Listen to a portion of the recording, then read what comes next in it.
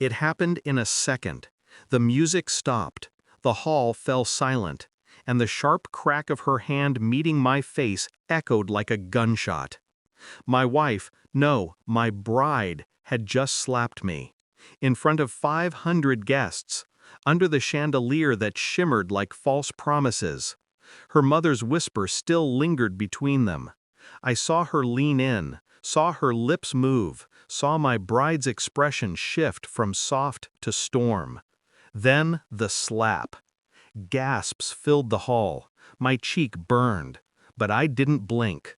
I looked her straight in the eyes and smiled, because that was the moment I'd been waiting for.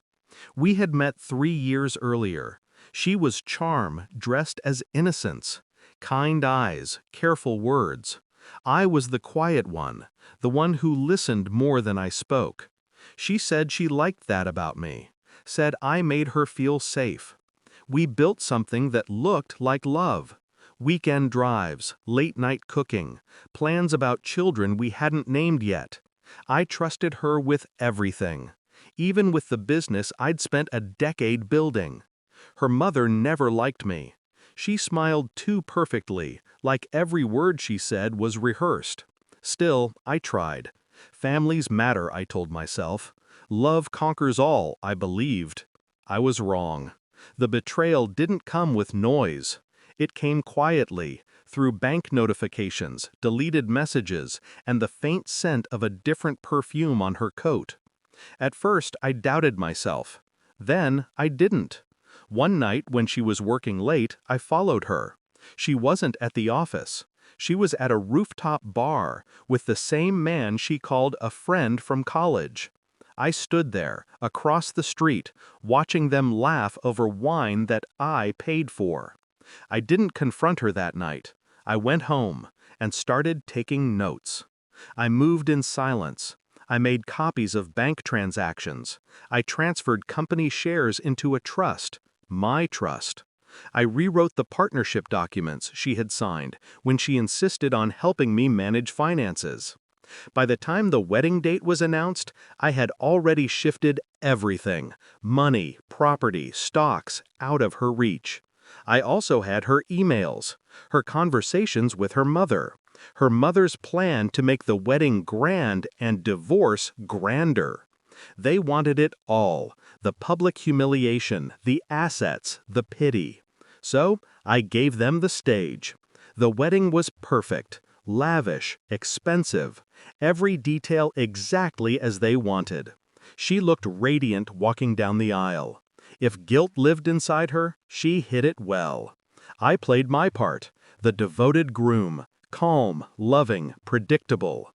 She didn't know I had already sent the footage of her affair and the forged bank documents to my lawyer that morning. She didn't know that the house she bragged about decorating was legally mine. She didn't know that the man she cheated with was about to receive a notice from the corporate fraud department for the funds he borrowed. And she didn't know that I'd invited one particular guest, Detective Rafiq, the man who'd been quietly building the case for months. Then came the slap. The whisper that triggered it. Her mother, the orchestrator, had told her something, I could only guess. Maybe that I'd been cheating. Maybe that I'd insulted her family. It didn't matter, because what happened next destroyed her far more than that slap ever could. I didn't shout. I didn't leave. I turned to the crowd, every guest, every camera, every stunned face, and said, "Thank you all for coming. I believe the bride has something to confess." Then I nodded toward the screen. The projector lit up. The footage played. Her and her lover. The rooftop bar. The emails. The texts.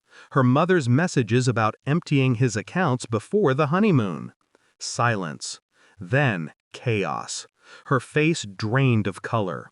Her mother's hand trembled. The guests whispered like a storm spreading through the room. I stood there, still and calm, my cheek red, my dignity untouched. When the video ended, I said only one thing. Consider this my wedding gift to you both. Then I walked out. By the next morning, the footage had gone viral. She tried to claim it was fake, but the emails, the accounts, the signatures, they all matched. Her mother was charged with fraud and conspiracy. Her lover resigned from the company before he was fired. As for her, she disappeared for a while. Last I heard, she was living quietly, away from the city she once wanted to rule. People asked me if I regretted it. I didn't. I had given her everything: love, trust, my name. She gave me betrayal, so I returned it, gift-wrapped, under the spotlight she chose. Sometimes revenge doesn't need rage, just timing, and silence sharp enough to cut. When I look back now, I don't see the slap anymore. I see the moment I took my power back, without raising my voice, without losing control. I walked out of that hall not as a broken groom, but as a man reborn. Because in that single perfect act of betrayal, they thought they destroyed me. But all they did was hand me the match. And I made sure they watched everything burn.